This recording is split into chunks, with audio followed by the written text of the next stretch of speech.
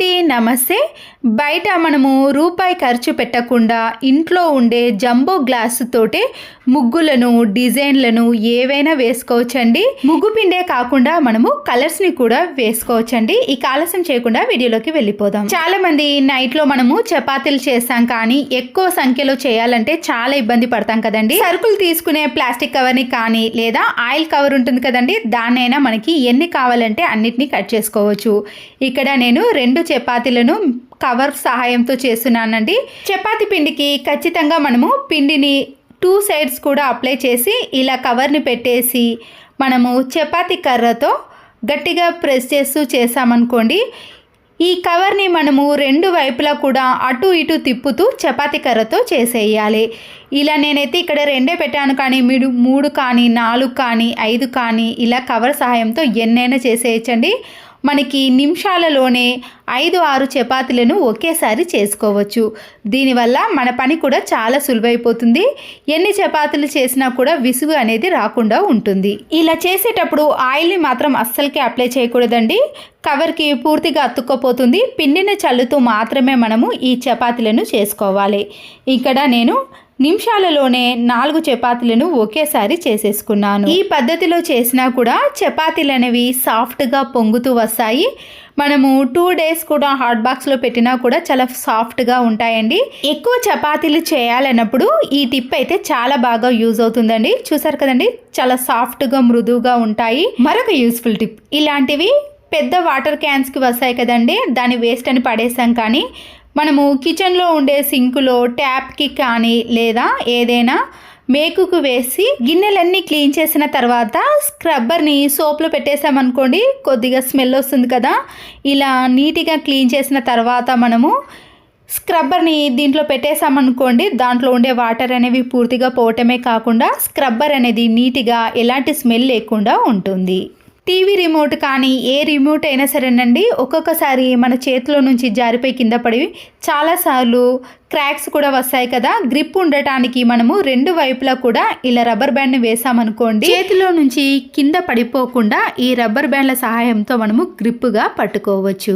Colour పోయినవి, పాతవి కానీ లేదా చినిగిపోయిన పెట్టికోట్స్ ఉంటాయి కదండి, కింది వైపున మనము మిషన్ మీద కానీ లేదా చేత్తో క్లోజ్ చేసేయండి. వీటిని చాలా రకాలుగా యూజ్ చేసుకోవచ్చండి. కింద క్లోజ్ చేసాం కాబట్టి కొత్తవి కానీ బెడ్షీట్స్ కానీ లేదా వాడనివి మనము దీంట్లో పెట్టుకొని సెల్ఫ్లో కానీ అటక మీద పెట్టుకున్నా కూడా డస్ట్ పడకుండా ఉంటుంది. లేదా బాత్రూంలో విడిచిన బట్టలు ఉంటాయి కదండి, వాటన్నిటిని ఇలా కనబడే విధంగా కాకుండా ఈ పెట్టుకోట్లో వేసామనుకోండి, బాత్రూమ్ కూడా చాలా నీట్గా ఎన్ని బట్టలైనా వేసుకోవచ్చు. మిక్సీ అనేది త్వరగా డస్ట్ పడకుండా ఉండాలి అంటే ఇలా పై భాగాన మనము కొబ్బరి చిప్పను కరెక్ట్ సైజు చూసి ఇందులో పెట్టేసామనుకోండి, లోపల అస్సలకే డస్ట్ పడదండి. మనం క్లీన్ చేసుకోవడం కూడా చాలా సులువవుతుంది.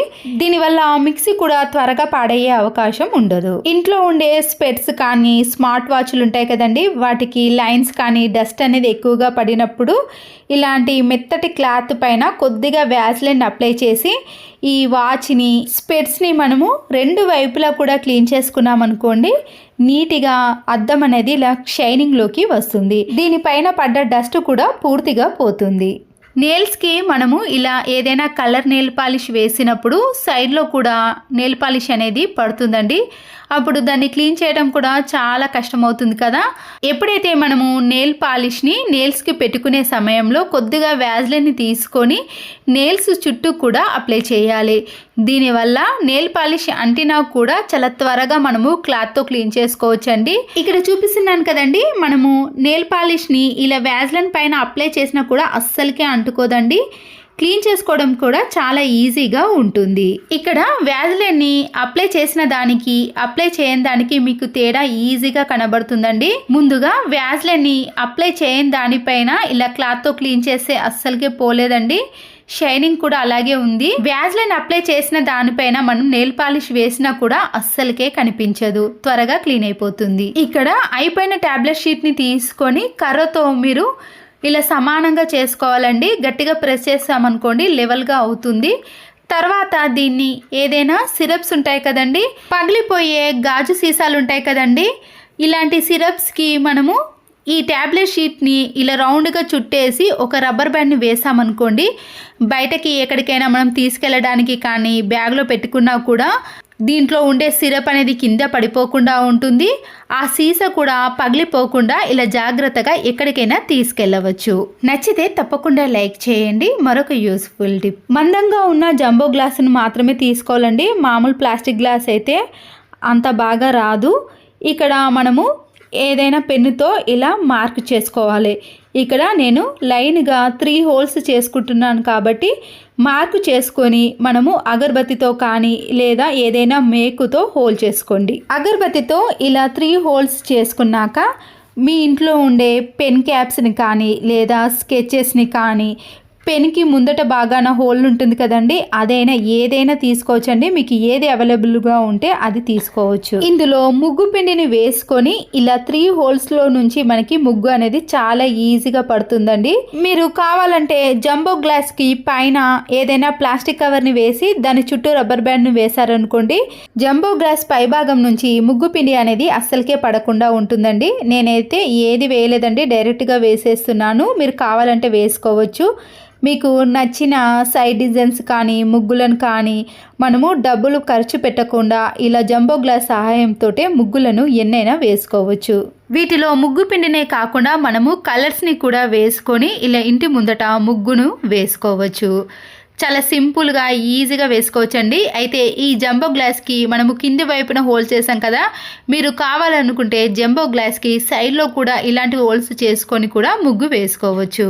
పడేసే వాటితోటే మనము ఇంట్లో చాలా రకాలుగా యూజ్ చేసుకోవచ్చండి. మరొక యూస్ఫుల్ టిప్, మనము కలర్స్ని ప్రిపేర్ చేసుకోవాలి అంటే ఫుడ్ కలర్స్తో ప్రిపేర్ చేసుకుంటాం కదా, ఇలా ఉజాల కలర్ ఉంటుంది కదండి, నీలిరంగు కలర్ని కూడా మనము ముగ్గు పిండిలో కొద్దిగా కలిపేసి వాటర్ని యాడ్ చేసి ఉజాల కలర్తో కూడా మనము డార్క్ కలర్ వచ్చే విధంగా ప్రిపేర్ చేసుకోవచ్చు. కలర్స్ని కూడా మనము బయట కొనకుండా ఇంట్లోనే నచ్చిన కలర్ని ప్రిపేర్ చేసుకోవచ్చు. ఫుడ్ కలర్స్తో మనము ఎన్ని కలర్స్ని అయినా ప్రిపేర్ చేసుకోవచ్చండి. నేను ఇక్కడ నీలిరంగు కలర్తో ఒక కలర్ని, మిగతా కలర్స్ని అన్నిటినీ కూడా ఫుడ్ కలర్తోటే ప్రిపేర్ చేసుకున్నాను. కిచెన్ సింకులో బొద్దింకలు కానీ బల్లులు కానీ తిరుగుతున్నప్పుడు మనము ఆనియన్ని చిన్న చిన్న పీసెస్గా కట్ చేసి ఈ హోల్లో పెట్టేసామనుకోండి, దాంట్లో ఈ ఘాటైన స్మెల్కి బొద్దింకలు కానీ పురుగులు అనేవి రాకుండా ఉంటాయి. ఇక్కడ పాత షర్ట్ని తీసుకున్నానండి. 2 హ్యాండ్స్ ఉన్నాయి కదండి, కట్ చేసుకోవాలి. సీజర్తో ఇలా 2 వైపులా కూడా కట్ చేసుకోండి. తర్వాత ఈ షర్ట్ని ఇలా 2గా ఫోల్డ్ చేసిన తర్వాత టేపుని తీసుకొని ఇలా 4 ఇంచెస్ తోటి మనము మార్క్ చేసుకోవాలి. మందమే కట్ చేసుకోవాలి. ఎక్కడైతే సైడ్ వరకు కట్ చేసుకున్నామో ఆ సైడ్లో ఇలా టేపుని పెట్టేసి అక్కడ మార్క్ చేసుకోండి. ఇదే మాదిరిగా ఇంకొక సైడ్లో కూడా ఈ ప్రాసెస్లోనే మార్క్ చేసుకోవాలి. ఇంచెస్ గ్యాప్ కానీ 3 ఇంచెస్ గ్యాప్లో మరొక సైడ్ ఇలా మార్క్ చేసుకోండి. వీడియోలో చూపించిన మాదిరిగా గ్యాప్ తీసుకున్నానండి నేను, అక్కడ మార్క్ చేసుకుంటున్నాను. పూర్తిగా ఓపెన్ చేసి మనము ముందుగా 2 ఇంచెస్ వరకు మార్క్ చేసుకున్నాం కదండి, ఇలా 2 వైపులా కూడా షర్ట్కి ఈ నాడలను పెట్టేసి స్టిచ్చింగ్ వేసుకోవాలి. ఓపెన్ ఉంది కదండి, ఇలా 2 సైడ్స్ కూడా పైన కింద ఓపెన్ ఉంది కదా, వాటిని మనము క్లోజ్ చేసుకోవాలి. వీడియోలో కట్ చేసుకునేవి ఉన్నాయి కదండి, అవి మాత్రమే ఓపెన్ ఉన్నాయి 4 వైపులా కూడా. ఇప్పుడు వీటిని వీడియోలో చూపించిన మాదిరిగా వచ్చే విధంగా మనము జాయిన్ చేసుకున్నాం అనుకోండి, బ్యాగ్ అనేది రెడీ అయిపోతుంది. చూసారు కదండి, ఎంతో అందమైన బ్యాగ్ని మనము షర్ట్ తోటి ప్రిపేర్ చేసుకున్నాం కదా. ఈ టిప్స్ నచ్చితే తప్పకుండా ఒక లైక్ చేయండి. కంటెంట్ ఉంది అనుకుంటేనే మీరు సబ్స్క్రైబ్ చేసుకోండి. ఈ వీడియో యూస్ఫుల్ అనిపిస్తే మీ ఫ్రెండ్స్కి కానీ రిలేటివ్స్కి షేర్ చేయండి. మరో యూస్ఫుల్ వీడియోతో మళ్ళీ కలుద్దాం. Thanks for watching.